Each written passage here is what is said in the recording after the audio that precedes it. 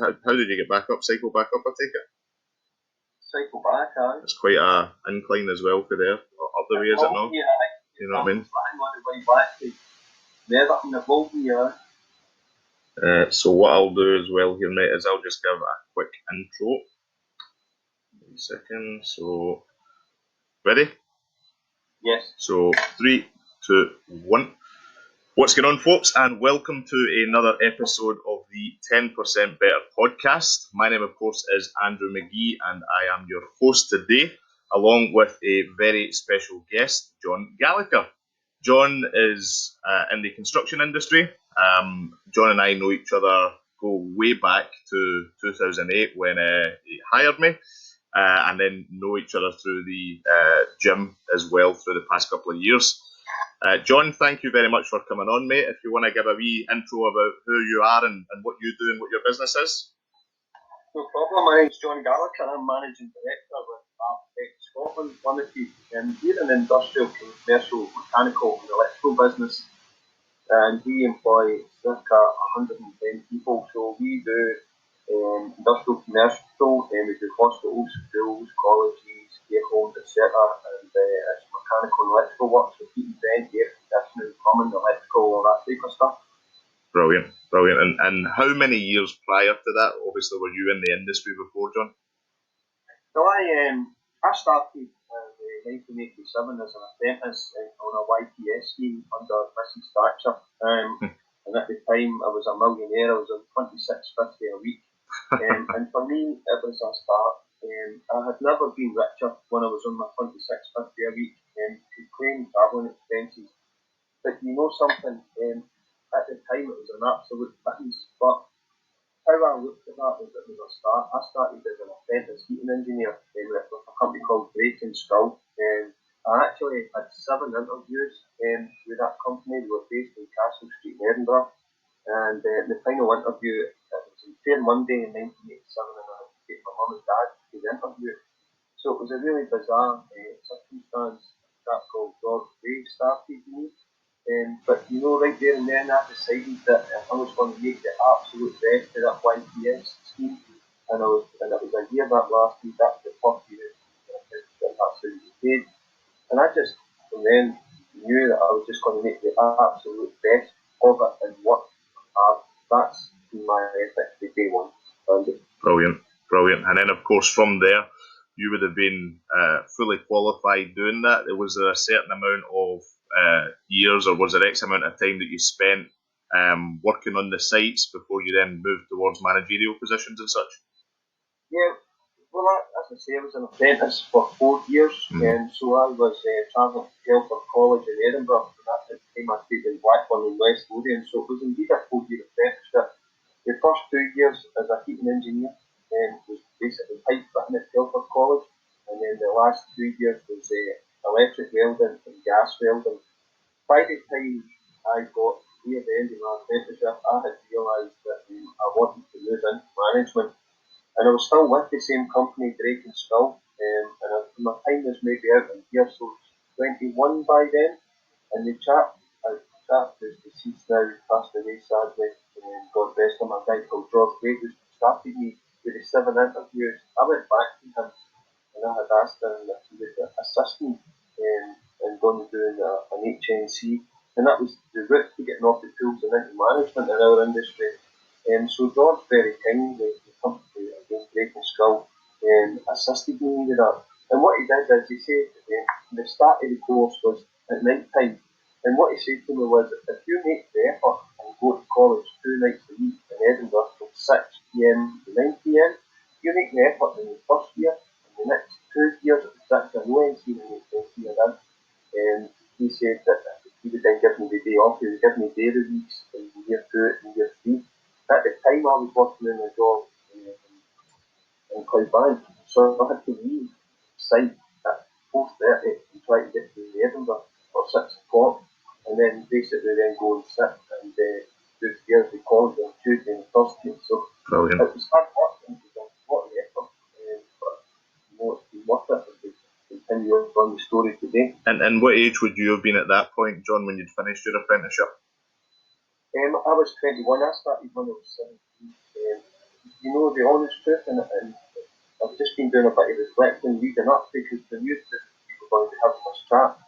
I went to school in West Lothian back in the academy, and the group of friends I had, let's just say it wasn't cool to be stuck in school, right? Yeah.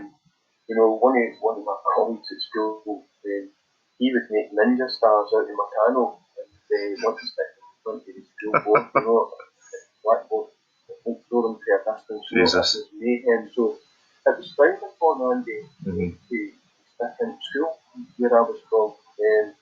But I managed to get a couple of hires. I stayed on for 50 years. I got a couple of hires in 5 or 6 year grades at the time. But something, looking back at a different school, I could have done a lot better. So I did stay on for a year until I was 17. And then I left school when I was 17. So my time was up, my 4 year apprenticeship. I was 21, and then I was 21 when I then went to college. I was still in the tools at that time, actually, while I was still at college. Yeah, which is a good age. To be fair, it's still a young age to be looking at progressing through managerial positions and such as well. I think nowadays you do get a lot of people. Obviously, you get adult apprenticeships and such as well, but you do seem to tend a lot of people that are apprentices can be older maybe now than they were beforehand. Was there something that kind of sparked your mind to say, right, okay, I don't always want to be a tradesman. I want to be managerial. Was there somebody in your life, or was it somebody that you'd seen with the job, or? Yeah, I absolutely. One of the things I laugh about is obviously you apprentice and he gave you a job, right? Yeah. And I used to laugh and say, I would love a job where you don't need to wash your hands before you go to the toilet. And it's as simple as that. But I did see various people. I think when you go through life, you look at people, and everyone's an example in their life, good and bad. And I always look at people. There was one guy who's, again, sadly passed away recently, a guy called Richard Pollock, who was an exceptional manager.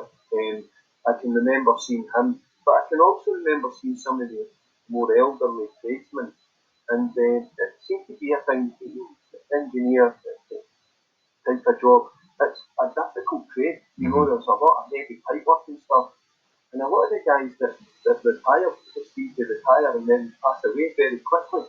Yeah. So I kind of looked at that and this is a really hard game here. Not that I wasn't prepared to working hard myself, and I've always worked hard, but I just thought, I would like to progress. And I suppose the guy I seen was Richard Pollock. He was my inspiration at the time. And I think one of the good things is through life you always seem to tend to maybe even not necessarily at the time, but there is people that you reflect back on and say, something, that person was really pivotal, or that person was really pivotal in my life, and that was something that I did the other day as well, and it was a school teacher for me. But at the time, I didn't think anything of it. But I thought, something that a couple of sentences kind of changed my thought process. Then of course, obviously, you went into your managerial positions through your 20s, through your 30s as well, I would imagine, before setting up on your own. It just was for a wee second in the school teacher thing. I can remember a maths teacher, and I was maybe 14 at the time, and he said he used to say to our class, "You guys are a mouth doing nothing." Jesus. Is that a fact? Is that a fact? So, something that was really quite interesting. Yeah. And while just before I started the college work, I was working in a job in Glasgow, Clydebank, Queen Elizabeth Hospital, and one of the foremen came up from there and he says to me, "You're terrible at this game." Is that a fact? And that's the best thing that you can say to somebody like me. I'm terrible. I knew I wasn't terrible. And that was his way of motivating me. And I can remember I ended up the top bonus earner and we had this work on that site, and there was maybe 100 guys in it. So brilliant. I just love it when people say to me, "You'll not be able to do that." Yeah. That really just sparks me on. But to answer your question, I was probably in the last year of my HNC, and then lo and behold, the guy Richard Pollock, who I seen when I started with Brake School when I was 17, He came and he approached me. Drakenskull as an entity in Scotland, they did a lot of public PSA type work and they were starting to diminish. I was one of the last guys working in Scotland. Mm-hmm. And Richard Pollock approached me. He had went and worked with a company called BCG, who are no longer around. They actually went bust. The building maintenance site's still around, but the industrial commercial engineering site. So he approached me, and at the time I started on the sum there was 16,000 a year, and that would have been in 1995. So that was me. I had just completed the HNC, and then I started as a project engineer for those guys. And that was their offices were in Cumhouse Road in Edinburgh. Mm-hmm. And quite interestingly, there was another guy who very pivotal in my career, a guy called Gordon Muller. He was a tradesman when I started, so he looked after me when I started when I was 17. When I went to BCG in 1993, probably there or thereabouts, Gordon was there as a project engineer. So it was bizarre, the same guy that helped me with a different company when I first left school, then helped me to become a project engineer. So I learned to Gordon very quickly. Gordon is excellent at his job, and then it was a weird transition because coming from the tools, photocopiers, never used one. Printers, never used one. It was really bizarre in those days because the construction industry was all letters. So if someone was saying that you were behind program on the job, they would send you a letter. Jesus. And then you would read the letter, and the advice then would be, don't reply to this letter right now if you're angry. Go and sleep on it and reply the next day. And the industry was very, very, very slow. Yeah. But then very quickly, computers started to then get introduced. So you were then handed a laptop. And I can remember Gordon, who was a right blast. Gordon said, this is some kind of monster. I'm going to throw stones at this. And even in those days, there wasn't even any mobile phone. There wasn't. It was faxes. So it was really bizarre. You know, how do you use a fax machine? If you know, how did you use a photocopier? You know, it was really good there. And they were a real vibrant, up-and-coming company at BCG, and they did a lot of really, really good work. So, you know, you learned very quickly. Relatively young man. I can remember going and doing a job with HPG Construction, who are a farm multinational company, and there was a guy called David Barker. I went and did the North Berwick swimming pool, and this guy absolutely savaged me on a building site. He was a project manager, and I was running the mechanical installation, and it was absolute hell on earth. This guy mentioned the living daylights out of me. And I actually thought that the job ended up getting finished. It went really well, and I thought, this guy really hates me here. And then one day he came up to me on the side and says, you live in Blackburn, son, don't you? Yeah, yeah. He says, I just live along the road in Dean. How do you fancy coming and come to my bowling club for a couple of pints? And seemingly, he's retired now, but this is the ultimate accolade to be invited to David Barker's bowling club. So it just shows you that sometimes you think, and I get a couple of examples of that along the way, where people, you know, does this person really like me? But they actually do. I think people recognise Andy, people that work hard. Yeah. I think that's important, and that's one of the things that I notice now that I'm managing direct architect. I recognise hard work and I reward it, you know. So that was really the transition there. Went through BCG, so I was there for 5 years. Excellent business, and then the same guy, Richard Pollock, it was 1999 by this time, and Richard Pollock started a company, believe it or not, called Millennium Mechanical at the time. And we ended up in London. So Ricky had started a business in London. We then went and did a hospital in Dartford. We stayed in a place called Greenhithe for about a year and a half. Millennium were subcontracted to a company called Mechanical and Electrical Services, who are based in Walthamstow, East London. And a really lovely gentleman called Julian Redden owned that. And Julian liked what he did on a subcontract basis that much that we ended up working with Julian. And then we then convinced us to start a Scottish branch of Mechanical and Electrical Services, and they were NE Services Northern, we were called. So we then came back to Scotland in 2000, 2001 and then went and did that for about a year and a half. And then we kind of went our separate ways to an extent, Ricky and myself. And then I then went to a job with City Facilities, so the Willie Hockey's company. So that was really, really good there because the Willie Hockey stuff, that was 2 or 3 years and it was all Asda stuff. And the great thing about working with Asda and working with City Facilities was the whole customer services element of it. You had to, if you were working in an Asda store and the lady came up and said, "Hi son, tell me where the beans are," then we had to stop what we were doing and actually go and show the lady where the beans were. We used to go on training courses and you had to sing for your dinner at these training courses and make up songs and do the Asda pocket chant, all that type of stuff. And so City are an excellent company and they went on to become a huge entity based in Rutherglen, East End, yeah. And even Willie Coffey was an excellent guy. His cousin Brian Coffey.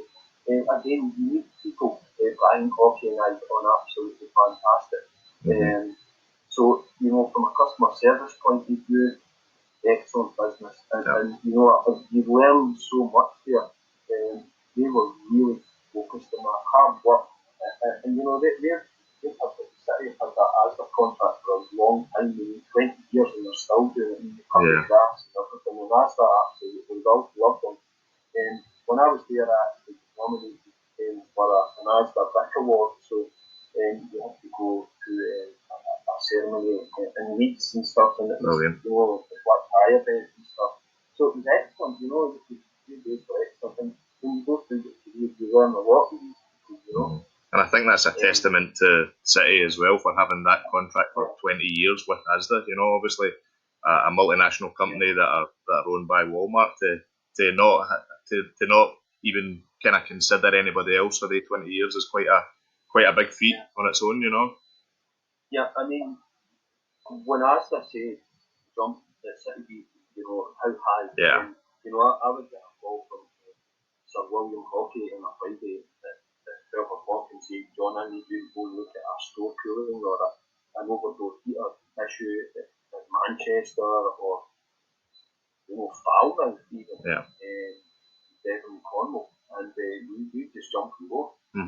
It was simple as that. You did some amount of miles, and some mornings you were leaving at 4 a.m. and you were getting back at 3 a.m. the next day. It's 23-hour shifts sometimes, but you know what? The machine kept on turning, and as the nasty service, but we did a lot of kind of slow cooling, smaller jobs, but then City then started to get into industrial commercial engineering, and I did the first of Asda, they did rebuild, that was Asda department, and that went fantastic as well. That was the HPB construction, who are now BAM, and we then went on to do the first Walmart size store in Scotland was Asda Livingston, phase 1. So we went and did that there, huge job, and it was funny because I then got approached, and that's where I met you. I got then approached by FES. So it was really bizarre. I handed over Asda Livingston phase 1 with FES, with City, started with FES the following Monday, and then one of the first jobs that I did with FES was Asda Livingston phase 2. So we are different contractors. So that was maybe basically all you had to do was change badge, and that was it. You were same job, same area. It was the same main contractor. It was the same project manager, Martin Cooper, who's now a director in the East Scotland with BAM. So he's went on to do great things as well. He's very, Martin is an excellent manager, hard-working guy, and spade's a spade, and you had to work hard under that guy, so you learn from people that you work with. So, went there in 2001 to FDS, and that's really where things took off for me. It progressed pretty rapid there through my career. Yeah, and then of course that's where I'd met you in 2008. You then stayed with FES till 2000 and what year would that have been before you? 2014. when I went there to FES, I went there as a project manager, and I thought to myself, there's a real opportunity with this business. FES at the time, 2001, they were absolutely huge electrically. They were turning over multi-millions, 25, 30, 35 million electrically, mechanically. That was only a couple of million. And one of the guys, that again has been instrumental in my career, is Duncan Fletcher, who owns FES. And I then met Robert Wood. Robert started a week before me at FES, and Robert and I hit it right off. Duncan Fletcher said to Robert and I, he said, what I want you to do is I want you to build a mechanical division that's equal to, if not better, the electrical. So the 14 years or 13 years that I was there, we basically did exactly that. So we went from a mechanical turnover of 2 million to 44 million. Brilliant. So in terms of business growth, it was fantastic. So, I was there maybe a couple of years as project manager, then I then got promoted to operations manager or stroke contracts manager. And then maybe a year after that, then I then get promoted to operations director. So I ended up a non-executive director there. And it was fantastic. We learned absolutely millions there. You learn by your mistakes, but you build a business that goes from 2 million to 44 million in 13 years. You need to hire site guys, you need to start apprentices like yourself, you need to hire managers, all sorts of stuff. And then the type of jobs that, at the start it was very, very small projects, and then I can remember one of the jobs, and I don't know if you were on it, but Silverburn Shopping Centre in Glasgow. Along came Wendy's and said to us, listen gents, we want you to do this job. And at the time, it was one of the biggest jobs that we did. I mean, it nearly doubled the turnover of that project. And one of the things was that there's a lot of prefabrication involved in that.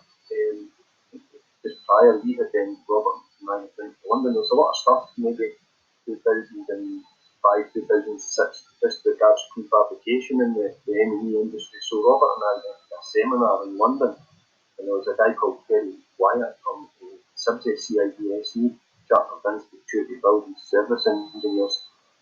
He was speaking at that, and it was basically, the theme was adapt for that.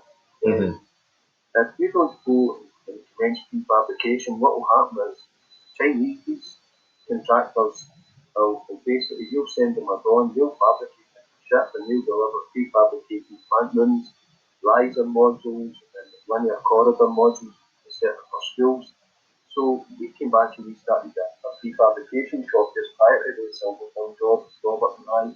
And then we then prefabricated something like half a mile integrated services module right across the roof to Silverburn. There was a walkway that had to go up, and then there was containment, there was the containment and pipe work at the site. So the main contractor had the walkway. So we incorporated what we had to do into the walkway with like checker plate, if you like, type flooring. And that was a huge job. So the whole roof in Silverburn Shopping Centre was done with prefabrication. Great memories, and the prefabricated a 12-metre long plant that was 5.5 metres wide that just went under the bridge at the Kingston Bridge by absolutely that. The East Escort, so there was great times there as we built that business. And I learned so much there, but hard work. It was really hard work. And probably the longest shift I worked there was a 36-hour shift that I saw for the Dundee PSA. When things get tough in construction projects, all you can do is just hold your sleeves up and just get right into it. And would you say that there was inclinations then that you had thoughts in your mind of, right, okay, do you know something? One day I might want to go out and start my own on this kind of stuff. At that point, when you were basically running a good portion of the business, was there points there where you thought, okay, I maybe want to do this full time myself? Yeah, absolutely. It crossed my mind. One of the things is fear, and absolutely is fear. But the thought was always there. I would absolutely love to do this on my own. Absolutely. But sometimes fear just stops you. Yeah. And the way it worked for me, to an extent, I had hit a glass ceiling at APS. I was starting to get a bit more ambitious, let's just say, at that time. What would have been 44, and I'm thinking, right, maybe it is time for a move. So I went and there was a gentleman, Jamie Delaney, who owned a company called DL Services. Jamie and I had kept quite close, so I ended up going and starting with Jamie at a company called DL Services. Jamie offered me a post there as executive director with a post in shares, so that was good. The non-exec role at APS never had shares, never had dividends, etc. So it was a good move for me to go and work with Jamie. So I did that for 2 years. What I learned from Jamie Delaney was excellent, and what the information that I gleaned there, it then just gave me the confidence just to then say, you know what, I'm going to go and do this alone. Yeah. Because I was a lot more involved in the day-to-day running of EL services, which then came in, Jen, and they're called partners today. But that move was great for me. I learned so much, and it just gave me the confidence to say, right, listen, I'm going to go and do this alone. And then from there, Arctech then was started. And what year would that have been?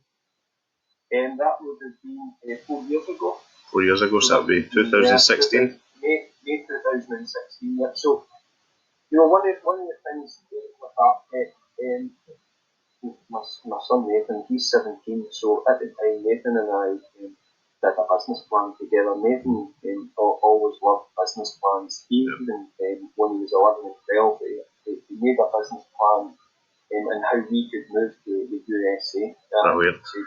You need £500,000 to go to the USA, at least.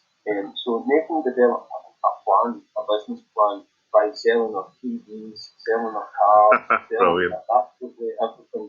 And he basically said, look, assets, if you sell everything, you get £500,000, because he was Florida. I was taken to Florida, he was Florida crazy. So we would be left nothing, no clothes, but we would have £500,000 no have a job or anything. But Nathan really helped me with the business plan that we did initially. And one of the things, if you want to start a business, is funding. That's obviously paramount. You need money. And what you were looking to do in the industrial commercial M&E business, I was needing maybe £400,000 or £500,000 to start this up, the level that I wanted to go and do it. So I went and spoke to various funders and government bodies, if you like, and people that I knew, and it was extremely difficult, really difficult to get money together. And I was very, very fortunate. I went to some clients that I had and asked them if they would potentially assist. And then one of the clients I spoke to was a guy called Alistair Wiley, who's the CEO of CCG Scotland, wanted to be the builder. And Alistair assisted me in the funding.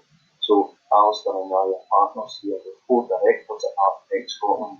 But, Alistair phoned me on a Monday and he said, could you come and see me? I went and seen him and we had a chat, and they said, what are you doing with your business? What's your thoughts? He said, it's very, very difficult to fund Alistair. I think I'm actually going to leave it.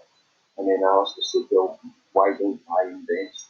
Brilliant. So I was very lucky with that. I got an investor. I walked out of the office that day, and it was one of those moments where you walk out and you just look up to the sky and go, my God, this is exactly just what I need here.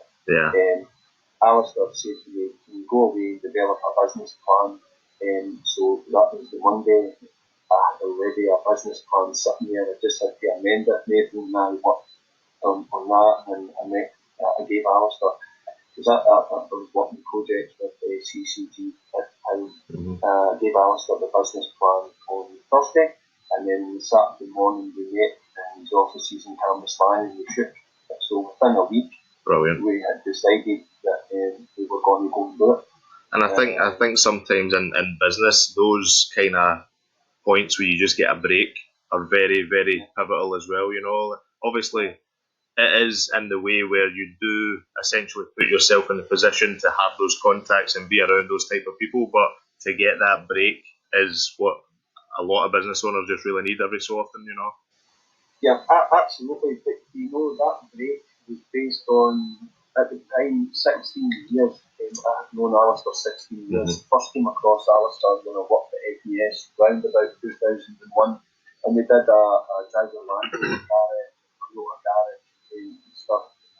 And what Alistair got from me then was honesty, integrity, good ethic. We delivered a great project for him.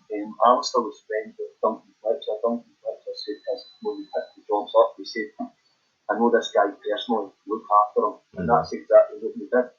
So it was bizarre because, it's not just luck. Sometimes, the effort was put in 16 years before that, and then when I was then working at the BL, I then came across Alistair again as a client, and it was bizarre. Alistair said to me, "Why are you here? You're an FES man." Yeah. I said, "Well, I just fancied a move, So that relationship was built over trust, over honesty, hard work. So it's great, that all that time later, then Alistair seen something in me that he was willing to invest. And that was great. You never know the foundations that you lay when they'll come to fruition, and when you'll actually when these people will come back in your life and have an impact as well. I think that's definitely a kind of a key point as well. With obviously your current role as well, John. What does your day to day what's your daily routine? What does that kind of look like? Well, it's really interesting. As managing director, we have various departments here, so I oversee the whole business. So, the usual day for me is get up, come to work, and I'm usually in here at 7. It's an 8 o'clock start. Alan Rogers is one of the directors and my partner here, so Alan and I grab a coffee, get a catch up, and then really you just get into your day. What I oversee mostly is sales and marketing here. I manage the estimating side and sales and marketing, so I really go and meet clients.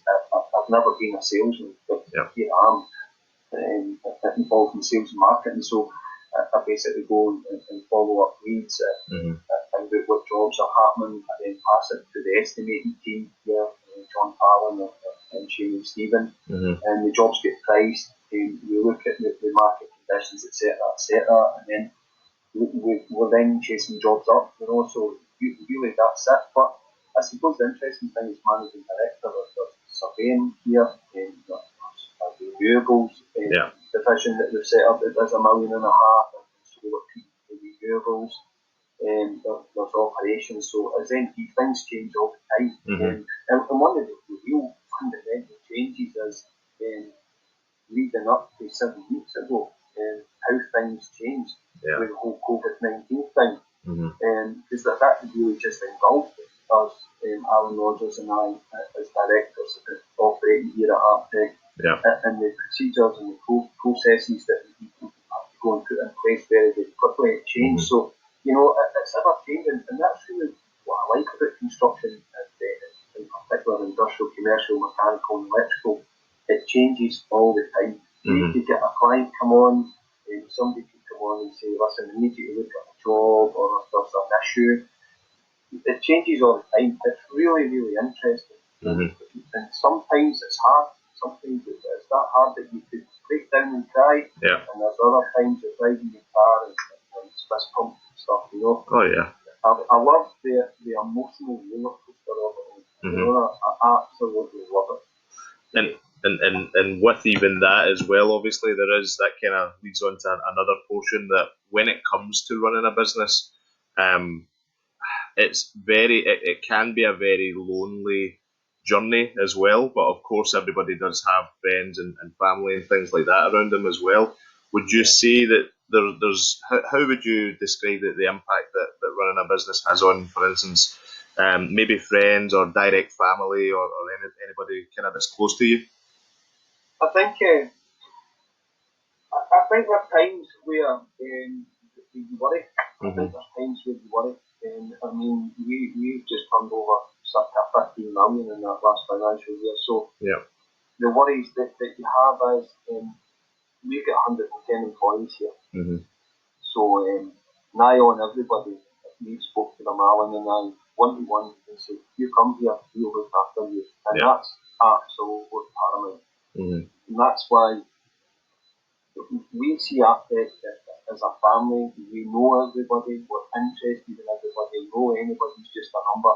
You know, so if we're telling people that we're going to look after them, then that means that's exactly what we need to do. And that's one of the fundamentals for me. If you say that you're going to do something for somebody, it has to be done. Absolutely. So that, you know, that comes with pressure. And the pressure is keeping the wheels moving, is getting the business in the door, getting the turnover secured at the right margins, and then that really then gets past the Alan Rogers and the operations team. But 110 employees that we've said that you look after, that comes with pressure. And getting the work in the door, and it's hard as a new business. That's one of the hardest things, is actually going and getting that work in. So, you know, there's times where you could maybe be going home on a Friday thinking, I really need another job in here. But, if I don't get this job in the next 4 or 5 weeks, then potentially there could be an effect. You know, and sometimes Marina, my wife, she's absolutely fantastic, very, very supportive, and she'll say, you okay? Yeah, I'm fine, but sometimes you just might not be okay, because obviously your head's elsewhere. So I went really early doors to try and leave work in the car. Drive the car up to the driveway and just kiss work bye-bye and just go in. Because at the end of the day, I have a son at 17, daughters 11 and 13, and what they need is they need their dad there to be their dad. No a guy who's thinking about his business 24/7. So you need to switch off. But I'm very, very lucky.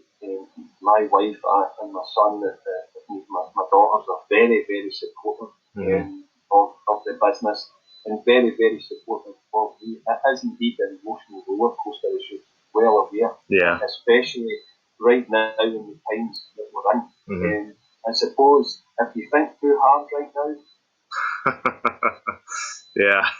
it ends up engulfing you with fear. Right? So I think what you've got to do the very hardest right now is just live in the day. Sometimes you just need to accept the things you can't change. But the thing about us, and I know you're the same, right?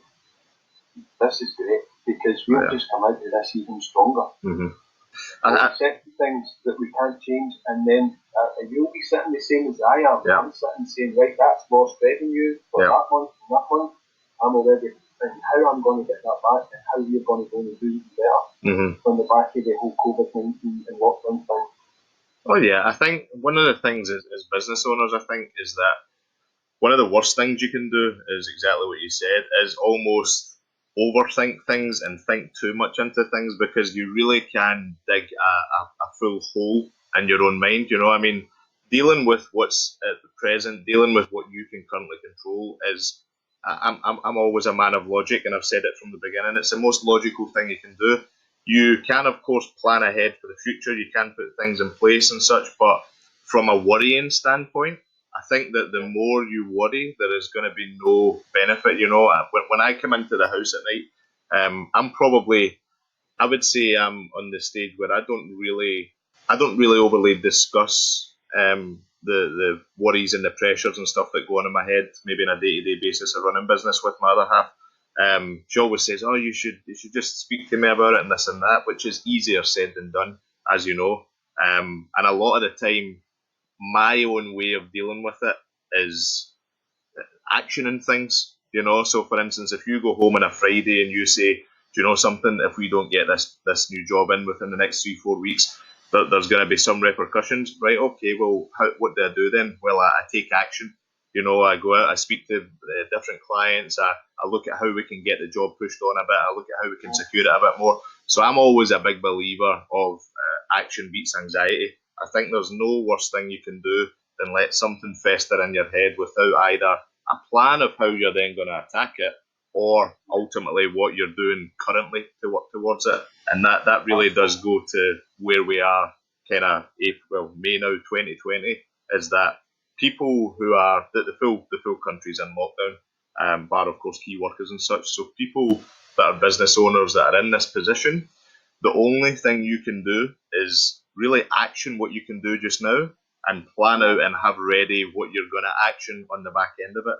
Because the way I look at this just now is when you get to a toll booth and you go in and you pay your cash and you sit there in your car, every single person, as soon as the gates go up, the cars shoot off. We all do it. If you're down south, if you're wherever, you go through that toll, the cars shoot off.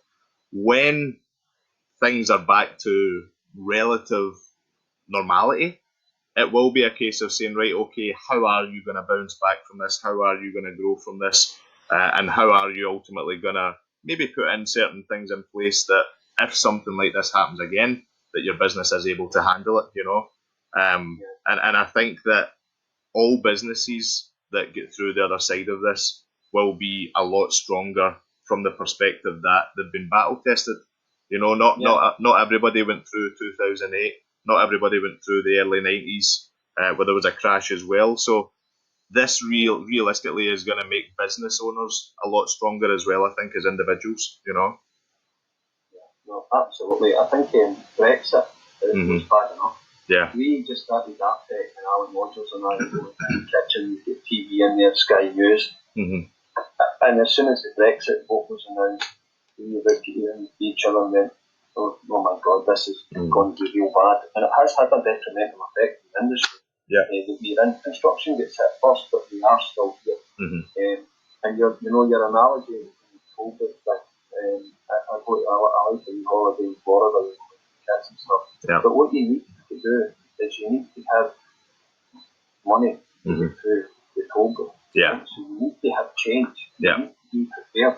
Mm-hmm. Right? So that's exactly where we are as a business in Scotland. We are prepared. Yeah. And if I was to take you a tour, we've been in last week, and we deep cleaned our office, and we've got social distancing measures in place, and we've converted our boardroom into an estimating department. We've got another pretty big meeting room that's been converted into a commercial department. So, if and when the Scottish Government or the UK Government decide that the lockdown's over in Scotland in terms of construction, then we're ready. We're ready to back.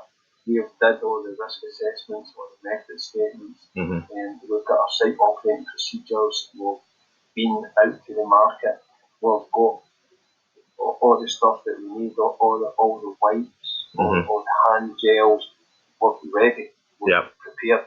And that's one thing that I think is absolutely paramount in running a business. You need to look ahead. You need to be prepared. You need to be prepared. Oh yeah. That's it. And of course, on the other side of things, when it gets back to normality and staff can start working again and the economy can start growing again, it also will be the case where people will then look at taking on, for instance, more staff as well, and gradually those that had to be let go can be brought back in to run and help rebuild that business again. How have you kind of seen over the years of hiring staff? Has there been a specific process that you've always kind of went to, or a broker, or how have you kind of went about that? That's probably, we've been lucky, as I said earlier, we've got 110 employees here, so that's 25 office staff, and then the rest are site operatives. We were lucky, we knew a lot of people, so I've been in this industry 33 years now, so you come across good people and you remember who they are. Yeah. So, we get to a point where maybe 80 or 90 staff in operatives in total, and it was people that we knew. So we were very, very fortunate. Then it's then word of mouth for us in this industry, in the industrial commercial area. It's quite parochial, everybody knows everybody. So then, if a foreman knows a site guy or another foreman, then he would then take that recommendation. But what Alan and I do is we bring the people in and we have a chat. We definitely have a chat. And you can learn a lot from a person when they come into the office. You know, if you're going to interview a project manager, for example, if they come in to the meeting room and they sit and go and shrug their shoulders, you know, right away with the body language, you know, and they're like, I don't really know. Yeah. Sometimes you get that, so we interview, we see everybody, and sometimes your intuition's wrong. Sometimes you start someone and you think, like, this guy looks really, really good. Yeah. But then they come and you struggle. But I suppose to a certain extent, we're different maybe from other companies because we're leaner. We probably work our managers harder here because of the type of business that we are. What we're looking to do at Arctic is we're looking to revolutionise building services. That's what we're looking to do.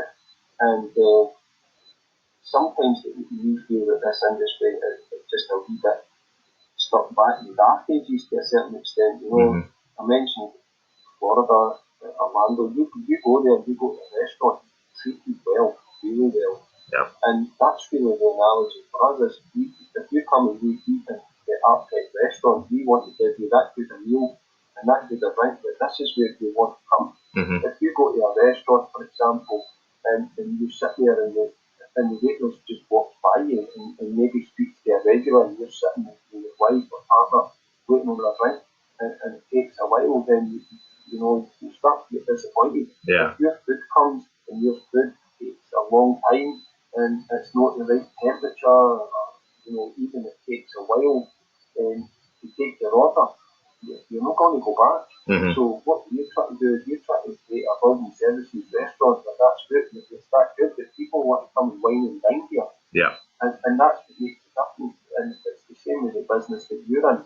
There's a lot of people, the gyms, there's a lot of people that own M&E companies, but what we're looking to do is we're looking to do it different. Yeah. You know, that it's a whole can-do attitude. You know, it's that positivity. And it's treat people the way that you simple things, like treat people the way you would want to treat yourself. You know, somebody comes on to me, I need a hand. Listen, when do you need me there? Yeah. Today, right now. I'll stop what I'm doing right now. Yeah. And that's really where our success has been, because the type of people that we've got understand. But you need to tell people also what you expect from them. So we tell the people that we employ from day one, this is what it's going to be like here. This will be different maybe from other places. We've got different procedures and processes, and how we go about our business is different. Yeah. And you need to differentiate. I've been in your business, and I've trained in your gym. Your gym's different. Yeah. Your gym has got a feeling where there's a sense of community, and I know that's one of the things that's paramount.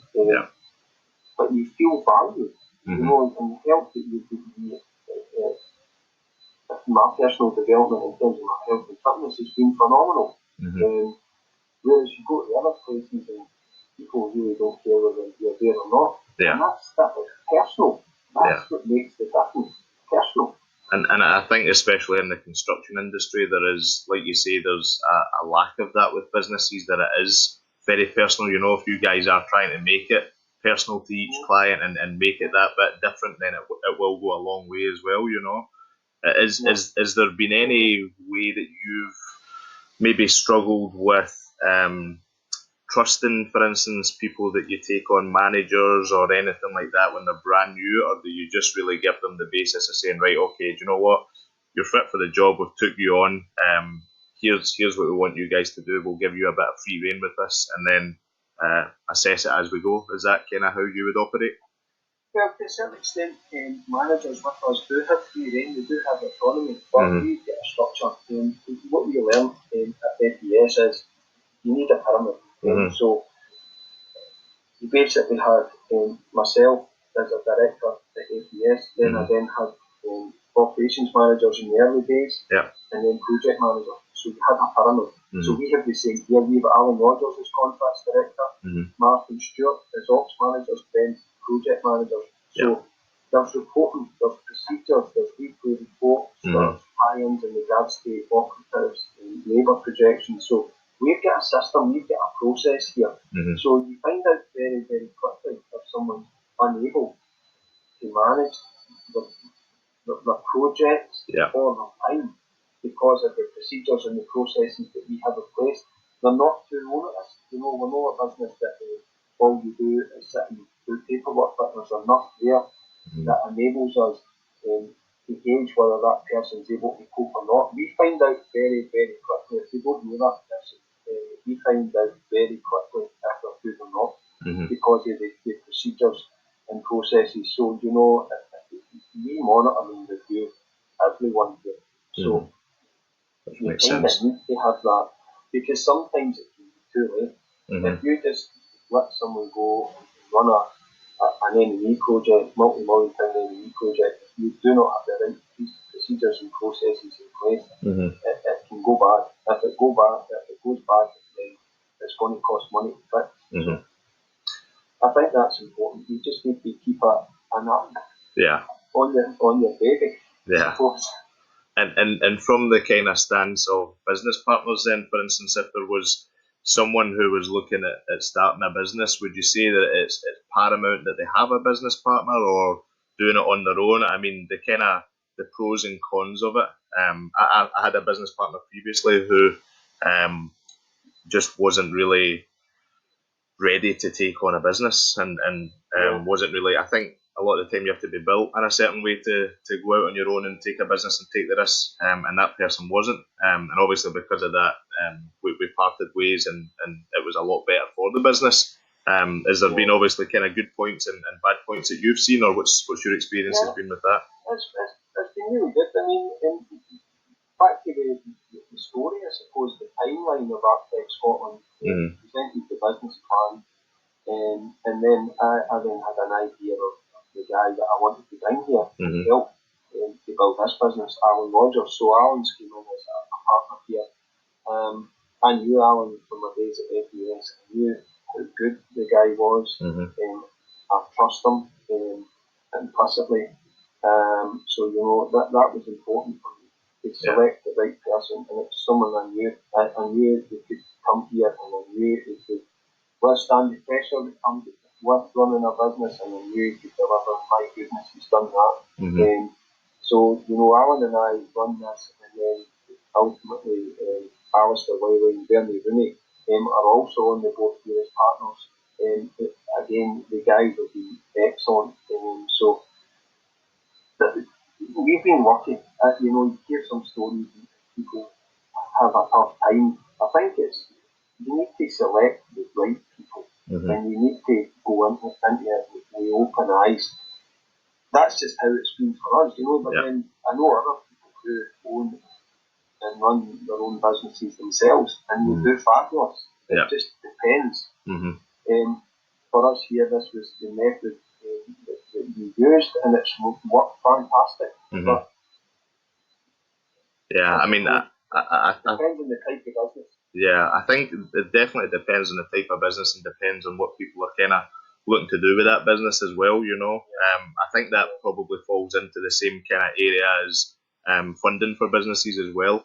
I get a lot of people kind of talking to me about businesses that they're looking to set up and asking where should I go for funding, what should I do for funding, etc., etc.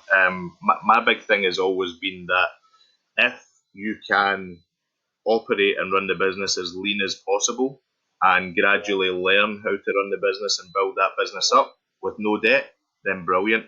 But if you are able to approach a funder, if it's a bank, if it's nowadays you get peer-to-peer lending, things like that, then okay, then but understand the risks that are involved with that as well.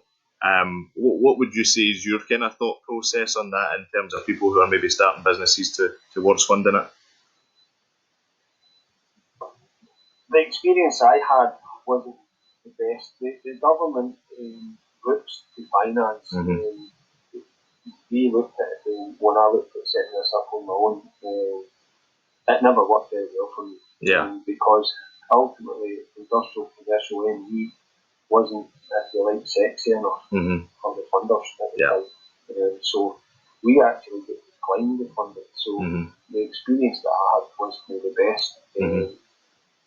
And then ultimately, one of the other things for me when I looked at initially at doing this on my own, I employed an accountant, and then if you're on a decent or a half decent salary, and you try and transfer that half decent salary into your business plan, then ultimately that turns funders off. Yeah.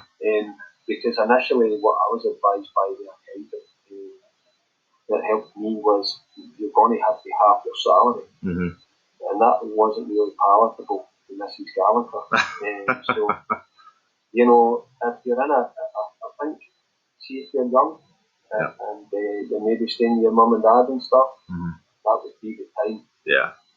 I've been very, very lucky. If it wasn't for the relationship with Alex and stuff, then I really would have struggled, and I don't think I would have got here.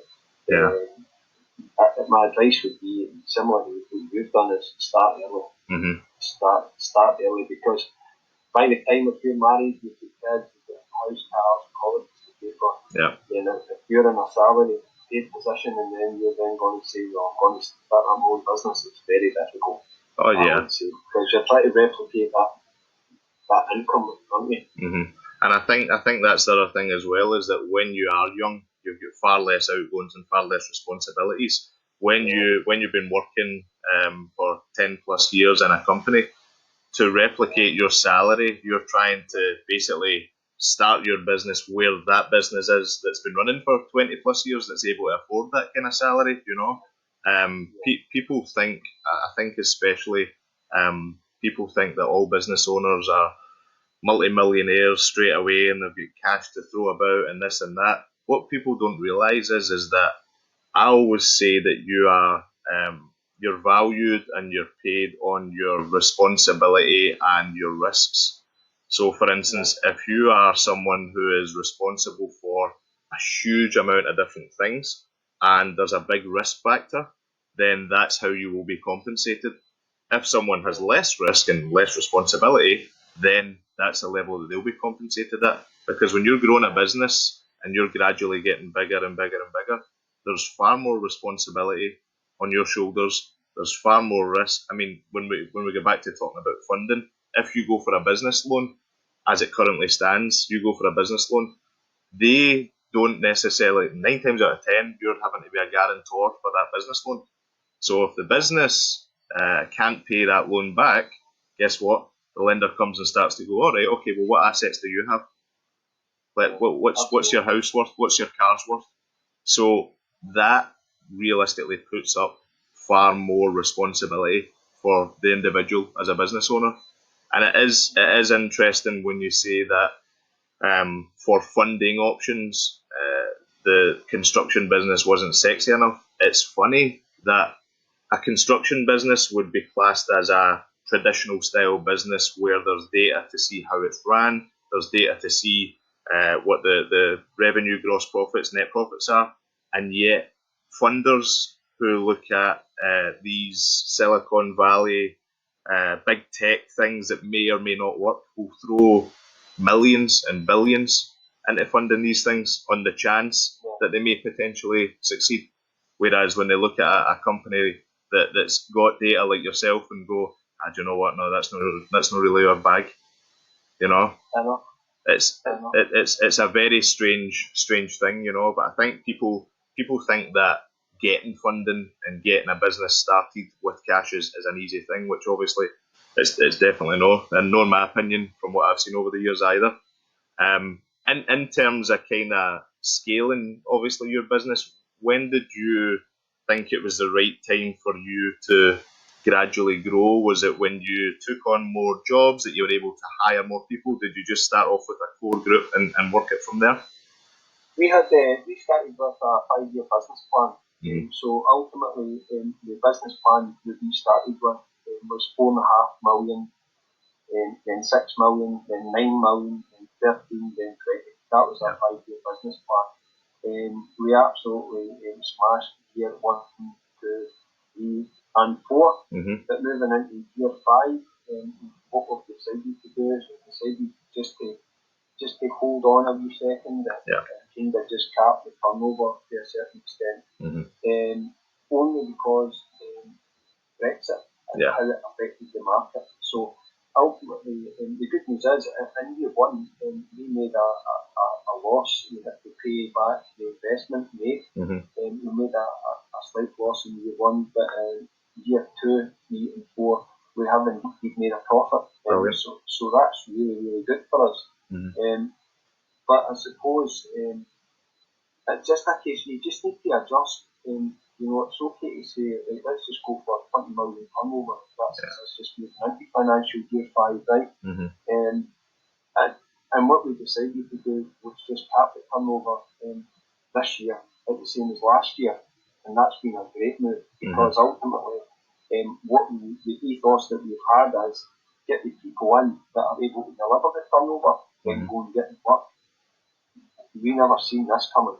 So, in April, we should have invoiced 1.65 million and we've invoiced 180,000. Right? Jesus. So, a tenth of what you should have, basically. It's just over 10%. So, and then obviously, then we're waiting to see what the government announcement really is tomorrow in terms of construction in England, construction work in Scotland. The Scottish government have said that we're allowed to work. So hopefully there's an announcement tomorrow and then we can then go and start putting some variations in. We've been lucky enough that there's 2 or 3 jobs that have been deemed essential now that have open police and hospital stuff and etc. But that's really it. It's just a case of sitting waiting to be seen. Waiting to be seen.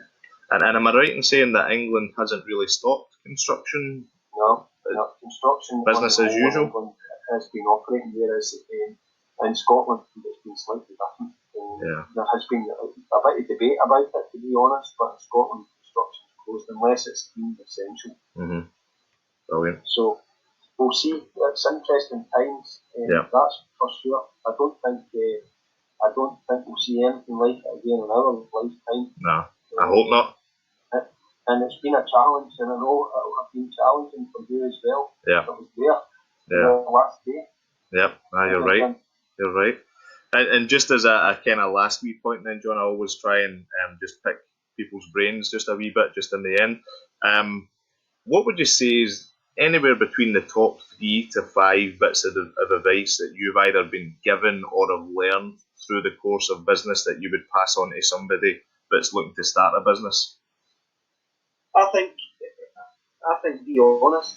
Absolutely. I think be honest and have integrity. There's sometimes there's decisions that need to be made, and it would be easy. And even recently, the Arctic, there's decisions that need to be made, and it would be dead easy to go and tell lies, right? And tell a client something else. But you want to know what the whole ethos of this business is: honesty and integrity. And just be honest. And I think that there was an issue recently, a generator on a job, and it was a big ticket item. We were on. We went and said there's an issue here. The generator was stuck in Spain because they had a lockdown before us. And you know what? If you're honest with people know. So definitely honesty, absolutely. One of the things that was told to me a long time ago was never admit your deficiencies. Right. And that's been interesting. Sometimes, you're in a meeting and it would be quite easy to just sit and say, oh, well, this, that, and the next thing. I've taken that on. And every business has deficiencies. We're not great at absolutely everything. But I kept that. So, I tell people positive things, not the deficiencies. If you've got that, absolutely, this is paramount. If you say you're going to do something for somebody, you need to do it. That is the best bit of advice ever. Whether that's in a gym and I'm waiting on one of your guys getting me a program, if I'm getting that on Wednesday, my expectation level is Wednesday. And if I don't get it, I'm disappointed. And it's the absolute same here. And that's one of the fundamental things that I think that's driven right through Arctech. Is exactly that. If you say you're going to do something, if you're going to finish lighting, if you're going to finish a boiler house or whatever it is you're doing, needs to be done. If you're going to give somebody information and you know and they need it by Wednesday, and that's what's going to be. You need to do that. Yeah. Because it's back to the restaurant again. Mm-hmm. You know, you want the burger the same as the picture. Yeah. People, the last thing you want to do is be let down. Yeah. And that's I mean, if I was to ask you this, when was the last time you had bad service? Mm-hmm. And You would know. give me an example of it, right? Yeah. You'll be able to tell me in 10 seconds, well, what the hell you? Yeah. But if I then say to you, when was the last time you had exceptional service Mm-hmm. and what happened? That's a bit more difficult for people to answer. Yeah. So what I would like to do is I'd like to flip that. I would like people to say great service. Yeah. And that's absolute. So if you say you're going to do something for somebody, for a client, customer, do it. Fear. Human beings for me are driven by fear. Right? So what's going to stop you to start a business is fear. Yeah. I agree. Everybody feels fear. Everybody. And people that own businesses feel fear. And you touched on it earlier. For me, you just need to drive right through it. You just need to trust yourself. You just need to trust the process and just drive right through it. You know, the worst thing that I've ever thought of, it's never happened. Yeah.